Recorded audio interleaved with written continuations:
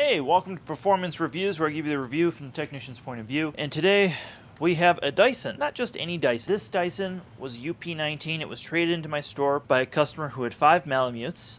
And it's about 5 years old, but there's something special about this. This has been to a Dyson service center. That's right. Dyson actually has physical service center locations throughout the US. They're really only in big major cities.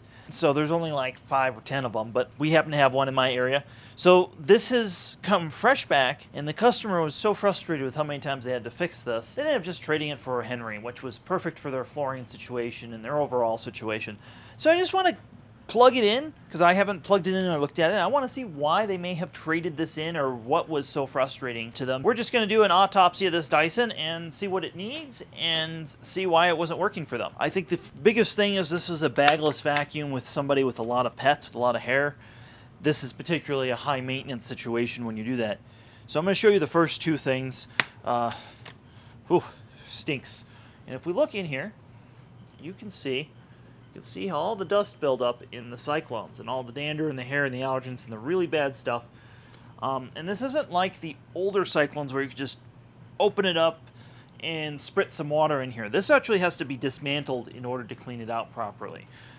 Other thing that's kind of nefarious that Dyson did with this later generation is this filter looks clean, right? Well, if we look in here, let's get a flashlight here. Yeah, you can see the dust in there. And basically, the filter fills from the inside. This means customers look at this, looks clean, throws it back in. This is really just a problem in terms of maintenance. So right away, that's what we're seeing there.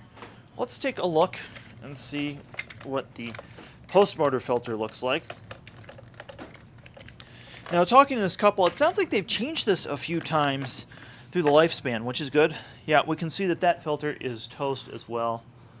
And you can see that there's dust, debris, hair gets in this. And Dyson claims this to be a lifetime filter. There are no lifetime filters. This is made out of paper, and it's a HEPA filter, which means it's fine enough that if you do rinse this out, the minerals from the water are going to get stuck in the filter and make it worse. So you really want to change this about every 6 months under normal use. These people would probably have to do it far more often. They had 5 dogs. So I really think this was the wrong vacuum for them, and they were just trying to buy the best at the time, and it was probably the best machine the Target had.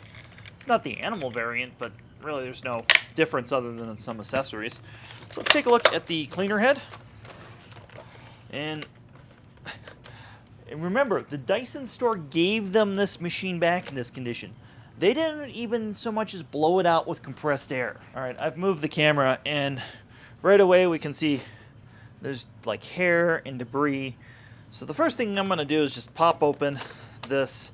We're just going to look, and yep, you can see the classic thing that happens in here. You can see the hair right there is just stuck in there. And what happens with this is not a very free-flowing head design. They've made it a little better over the years, but when I open this up, you'll see what I'm talking about. Let's open it up. So, for whatever reason, Dyson, when they made this head, they decided that this channel was a good idea here. And this channel is always getting caught with debris and stuff in here. I made a video many years ago where I took out this channel, and that allowed the air to freely flow through the head a little better. However, it can bog down and really suck itself to the carpet when you do that, so I'm not like super recommending that to anybody. But if Dyson had so much as just changed the shape or not put this piece in, it would actually work better. And then we can see there's a center wheel here, or there was a center wheel. You can barely see it with all the fur where it caught all that. So that's what condition that's in. And again, there's just like hair falling out of this. This is very typical when I see a Dyson come in.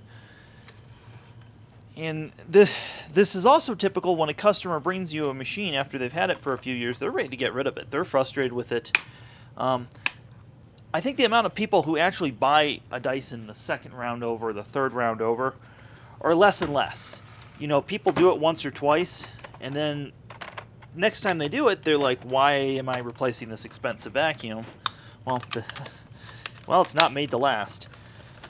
So that's everything we've seen there. Let's see if it runs. I'm curious just what it sounds like. Because again, I haven't done anything but what you're seeing on camera. Let's plug her in.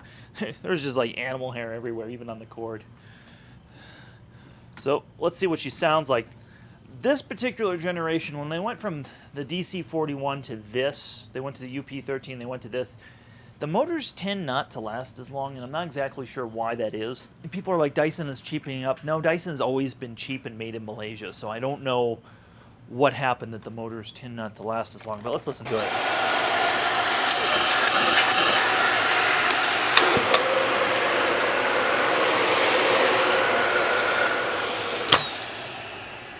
Oh my god. That fucking stinks. Oh. Me and the other technician back here are gagging on this. And that's the other problem with bagless vacuums. Because all the dust and debris builds up in this cyclone, they have an odor to them. Particularly when you use the pets. Where with the vacuum bag, you're just throwing away that and it renews it. Keeps the odor from building up. So this is particularly bad. So I think the motors are good.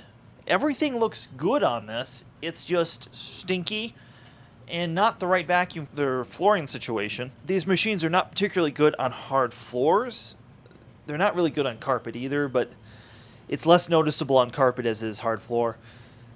And because of this nozzle design, it isn't great. And I will say that Dyson's canisters for hard floor are a lot better than their uprights. They're still not great. They're still outclassed by the most basic James or Henry. And that's why this was replaced with the Henry. So I'm going to go ahead and I'm going to kind of break it down a little bit. And I'll show you what the inside looks like after we've kind of gone through that. So I haven't seen this in a while, but you can see this cyclone has a clog in it. And that's one of the things that happens is these cyclones just get full of crap and stop moving air. Well, folks, thanks for watching my breakdown and autopsy of this Dyson vacuum cleaner.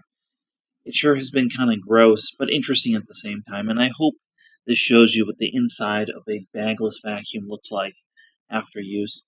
This machine's less than 5 years old. I think this is really kind of unacceptable, and the likes of me would not understand why we would not just go with the bag vacuum. It costs less money to run a bag vacuum, or the same amount as it does to run a bagless, and you don't have to touch the dirt. If you like this kind of content, hit the thumbs up button. That helps us out a whole lot. Make sure you subscribe with the bell notification if you want to see our latest videos. Definitely check out the link in the description.